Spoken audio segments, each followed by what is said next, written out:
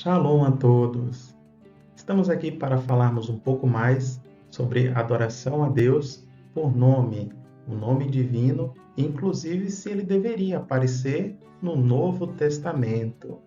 Bem, nós já sabemos que a tradução do Novo Mundo é uma Bíblia que restaura o nome divino 237 vezes no Novo Testamento, o que inclui os evangelhos de Mateus até a Apocalipse. Apocalipse significa revelação, não é? Então, o nome divino consta nessa Bíblia, mas muitas pessoas ficam em dúvida.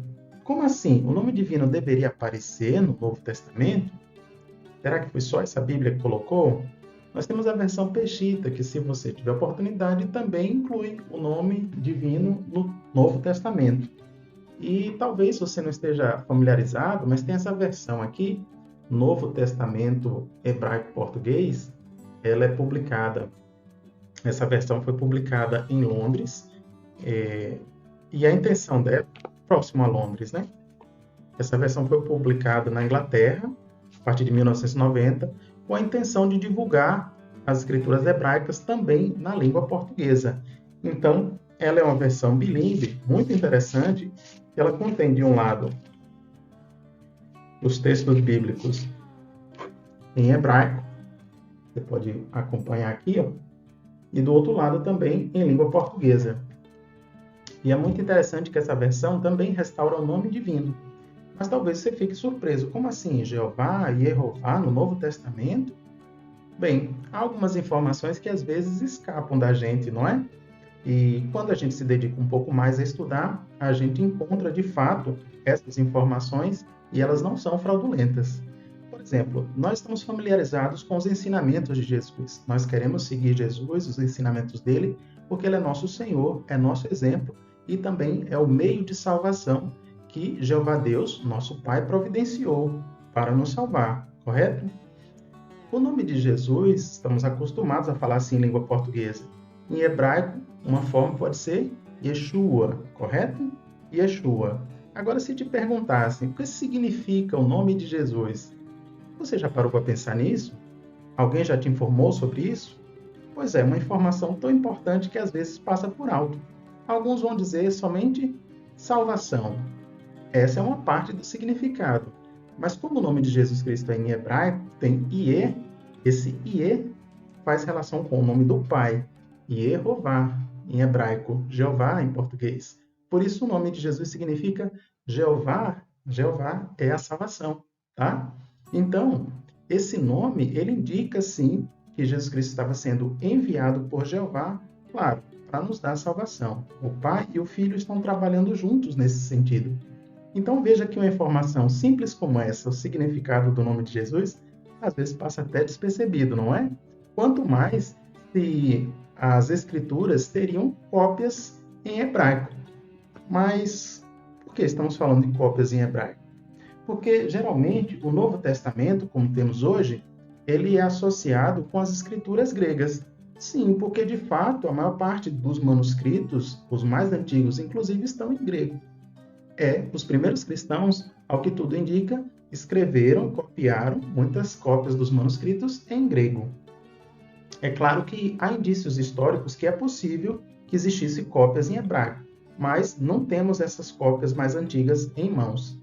Temos também outras cópias em outros idiomas, como, por exemplo, a Peshitta, ela se baseia mais no siríaco, não é? Temos cópias também em cópita, que é um idioma que se propagou no Egito, e, posteriormente, também surgiram cópias em hebraico, tá? Então, não estamos dizendo aqui que estamos apresentando os manuscritos, são cópias originais, nada disso. Contudo, isso não significa que a gente não possa olhar para as cópias do Novo Testamento em hebraico.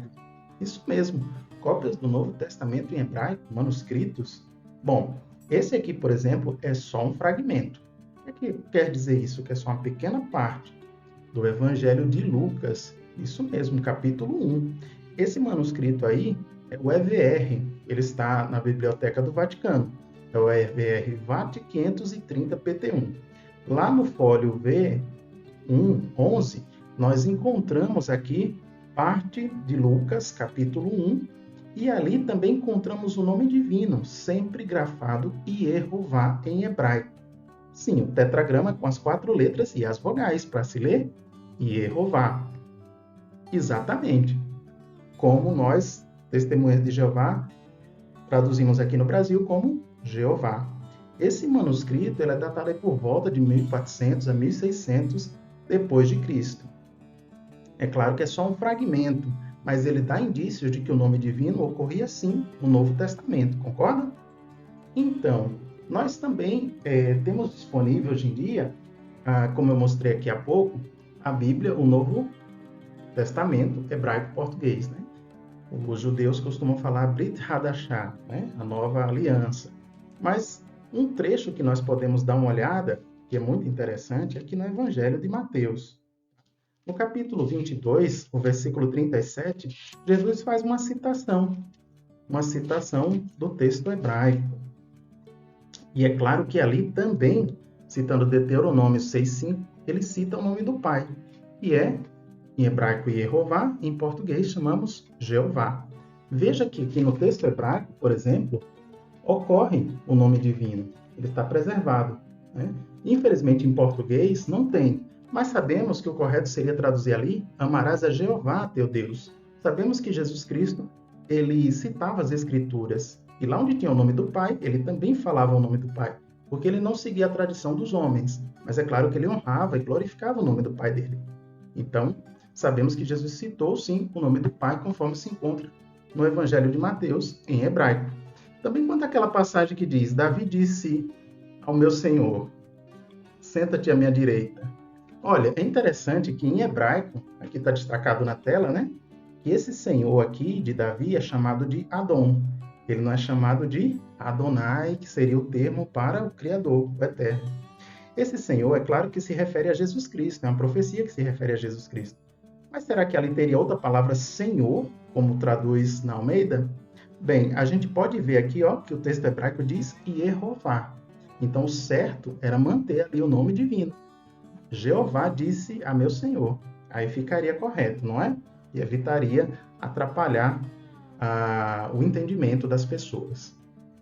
Outro texto muito importante é aquele de Atos, onde se relata que Simeão relatou como primeiramente Deus visitou os gentios para tomar deles um povo para o seu nome.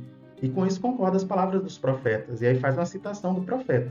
Depois disso, voltarei e reedificarei o tabernáculo para Davi, que está caído. Levantá-lo-ei das ruínas e tornarei a edificá-lo, para que o resto dos homens busque ao Senhor. Será que seria Senhor? No hebraico está Yehová, que seria Jeová, não é em português. Para que as pessoas fariam isso? Todos os gentios para os quais o meu nome é invocado, diz o Senhor Jeová, que faz todas essas coisas. Sim, Jeová realmente está interessado em que todas as pessoas possam conhecê-lo e possam adorar. E é claro que Jesus Cristo também, como cabeça da congregação, está promovendo, sim, o interessado na adoração ao Pai, né? Jesus Cristo disse que aqueles que perseverarem, escreverá sobre eles o nome do Pai. Bem, estamos vendo aqui, então, que o nome divino ocorre, sim, no Novo Testamento, principalmente se você tem uma cópia em hebraico, é possível verificar, tá bom? Não apenas a tradução do Novo Mundo que faz isso.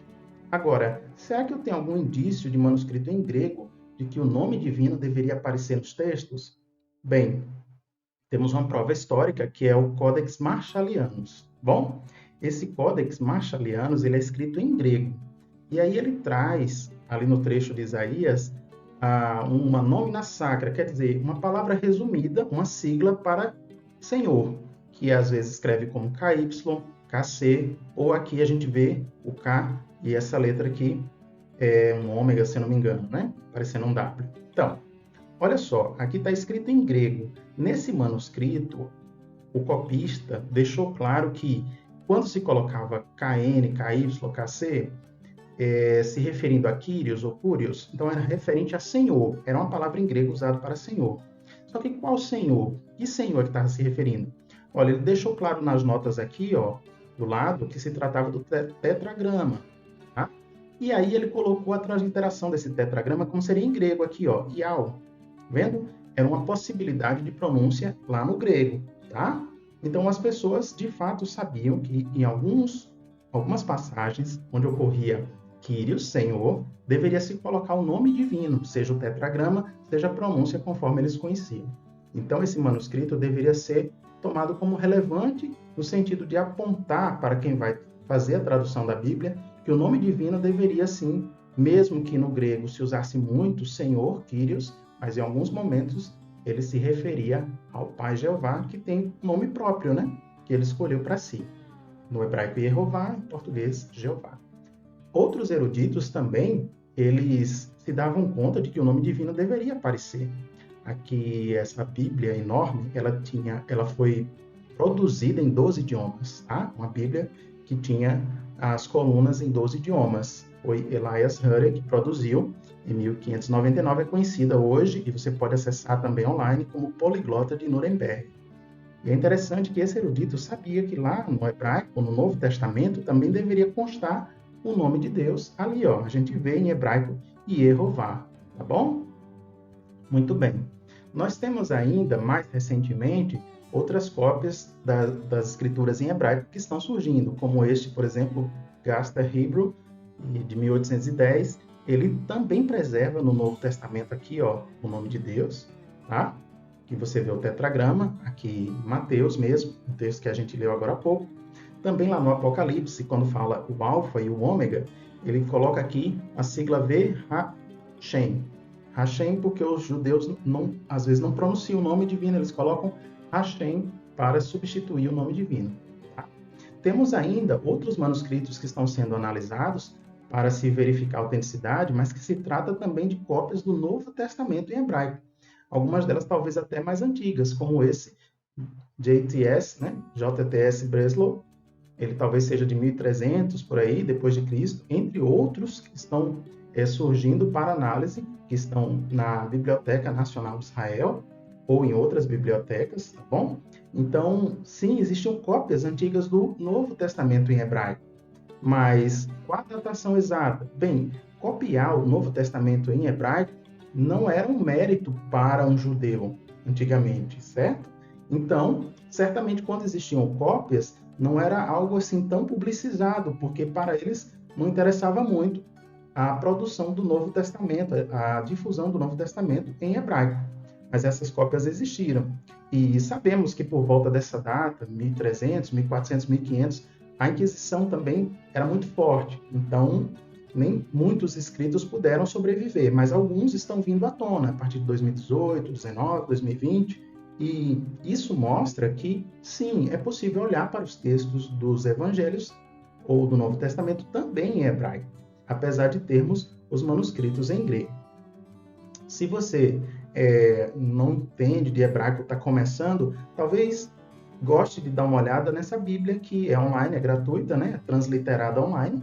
E lá você também vai perceber que o nome divino, Yehová, aparece no Novo Testamento. É claro que em português se coloca Senhor, mas quando a gente olha o texto em hebraico, está lá claramente identificado que o Todo-Poderoso é sim Jeová. Tá bom? Então é isso. Essas são algumas considerações importantes para que a pessoa reflita que, sim, a Bíblia, o Novo Testamento, ele foi produzido majoritariamente em grego, mas é possível olhar para cópias em outros idiomas, seja ele o copta, o siríaco ou mesmo o hebraico. E no caso do nome divino, ele ocorre sim plenamente nas escrituras gregas que foram vertidas para o hebraico, tá bom? Essa é a minha contribuição nesse tema para vocês, espero que tenha ajudado de alguma forma. Fiquem com as bênçãos de Jeová na vida de vocês e até uma próxima.